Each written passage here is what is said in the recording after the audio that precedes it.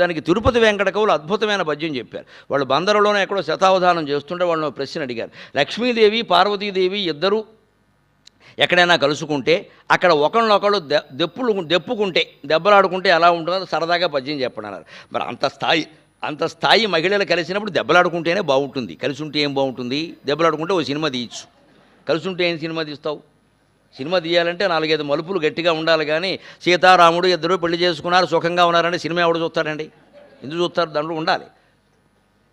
అందుకని ఏదో చేయాలి. అందుకని వాళ్ళు వెంటనే ఎక్కడ కలుసుకుంటే బాగుంటుందని వాళ్ళు ఊహ చేసి చెప్పారండి. మన సంసారాలన్నిటికీ ఉపయోగపడేది, అసూయల్ని రాగద్వేషాలను దూరం చేసి సమంగా ఉంచేది, పోలిక చేసుకోకుండా ఉంటే చాలని చెప్పే పద్యం.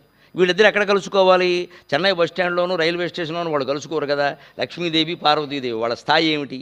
వాళ్ళు కలుసుకోవాలంటే సరస్వతీదేవి ఉండాలి, మూడో ఆవిడ. అందుకని ఆ సరస్వతీదేవి శ్రావణ మాసం నోవును వచ్చింది. ఆవిడ నోచకూడదు, ఆ దేవత అయితే మాత్రం ఆవిడ నోచే నువ్వు ఆవిడ వచ్చింది. దానికి